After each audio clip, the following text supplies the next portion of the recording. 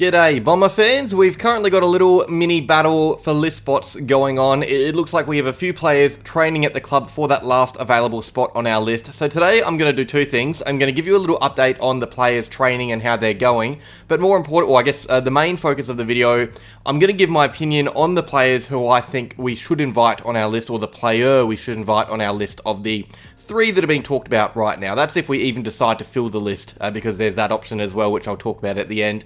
So let's get into it. Alright, starting with Kaine Baldwin, who was obviously told he was delisted at the end of last season. That also came with an opportunity to train for a list spot on our list over the pre-season, and he has been training with us since day one, pretty much. He's been active a lot. He's been trying to do the work to get that second or third chance, I guess, because remember, he was initially picked up as an SSP recruit back in 2021 or 2020. It should be noted his number is still left available in the locker room. 26 wasn't taken by one of the new recruits, and I have to assume that is because there is a chance we pick him up and add him to the list. So that bodes well for Baldwin, although he has been absent from a few sessions recently, and there are some wondering if he still is really in the mix for that list spot. It's a little bit unclear this early, especially as more names come into the mix, but that 26 being available is a good omen for him. At least him being told he is being considered for that list spot with that number available. If that number was taken while he was training at the club, he would surely know it spells danger for him. So he is one of the main contenders for that list spot if we were to fill it, but is he the right choice? Look, there are many who really like Baldwin and want him on the list still. There are plenty who'd be happy to sign him back on now, not even wait until the end of the pre-season to see if his body holds up, but sign him up now. As time goes on though, I just gotta wonder whether he is the right fit for the club. I remember copping flack for saying he should be delisted, and I know that it'll be the same for me saying this, but I just don't think I don't know, I get that it's easy to like Baldwin. He had a couple of promising games late in 2023, but even then, he's only played 8 AFL matches. It's not like he's Harry Sheezel with injury problems. He's only played a few games and hasn't played any in over a year. I think if we get someone through the SSP, it would have to be someone who can come into the first team if needed and be available, and you cannot tell me with chest that Baldwin is an available squad member. He's had a shocking run with injury in his time at Essendon.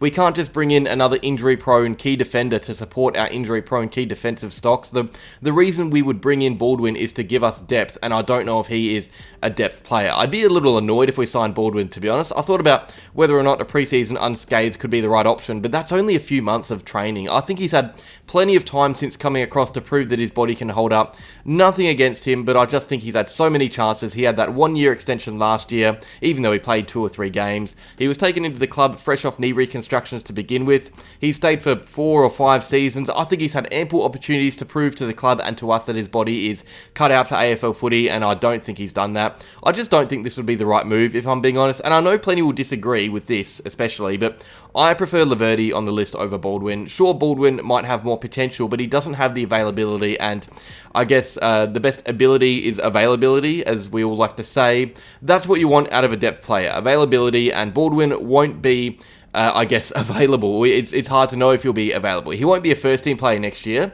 I know many like to think he would, but I think half of that thinking is just hope. Players from outside Essendon don't even know who he is. Fans from outside Essendon, I should say, sorry.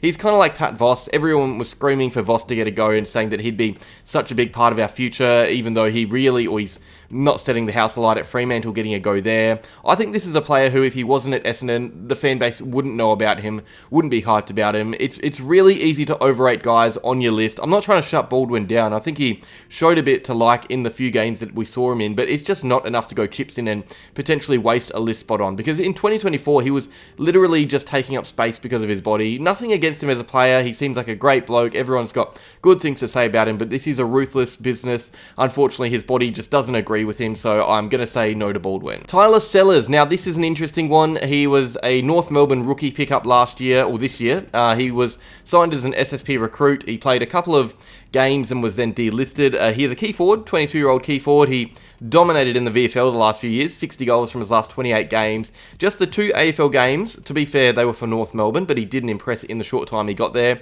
The club has now taken him in at the hangar, but I think it might be for a VFL spot, if those at training are, if what they're saying is correct. I think he's more of a chance to be added to our reserves team. I'm not 100% sure if he's currently training for that AFL list spot, and if he was, I would assume it would be for a defensive role, because that is what we're trying to fill right now. So he's either set to be added to our VFL team, which would be fantastic and seems more likely, or he is trying out for our AFL list spot, which is seeming unlikely right now. Okay, so let's say he is an option for the AFL side, which is unlikely, as I said. It looks like he is that reserves player, but if he is trying for that SSP spot, I'd be very confused. No offense to Sellers, he tore up in the VFL, as I said. He deserved an AFL chance at AFL level, but I just think there is more talent around the place in areas that we need.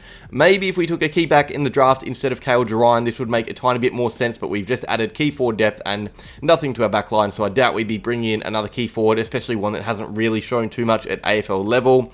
I think luckily this is super unlikely that he is an SSP option, but if it was to happen, I'd be pretty annoyed, I guess. But yeah, as I said, I'm going to say no to Sellers. I'm including him in the video, so I have to say no. But I don't think he's even an option for the club. Finally, the main one, Will Hoare. Now, I know one of you is already keen. I've gotten plenty of comments about Will Hoare, so go crazy down in the comments again, mate.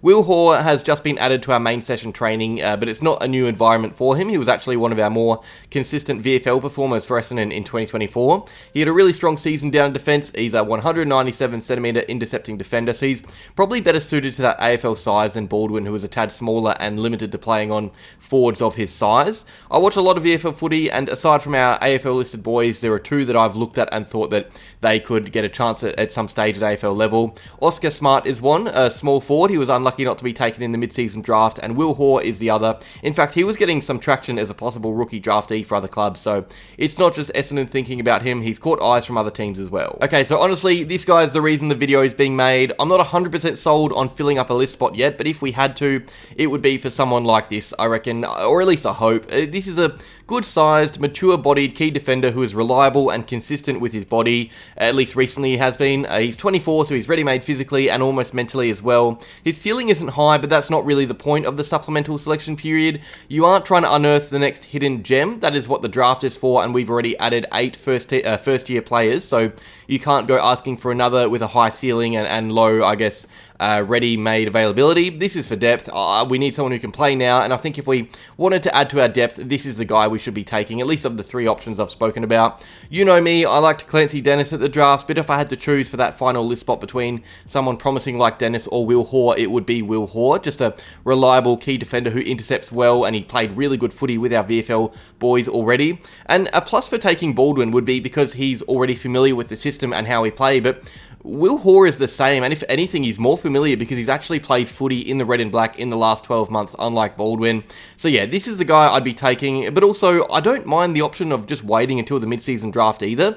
I think we should ideally wait as long as possible to take Hoare. February 21 is the cutoff date, and if Ridley or Mackay looks a bit underdone or unfit, then we pull the trigger and say, yes, we'll add him to the list, we need security back there for the season. But if they are all flying, there's no reason as to why we don't stick with what we have. That's my take. We wait until February 21st. If our stocks look okay, if Hayes looks ready, we don't need to do anything, but as soon as we notice niggles or injuries, I think we should act on Hoare. Alright, and that is that. Let me know down below what you're vibing with. Do you want to stick with Baldwin, or should we focus our attention elsewhere? I know one of you really likes Will Hoare, so I know at least one comment will be happy with him.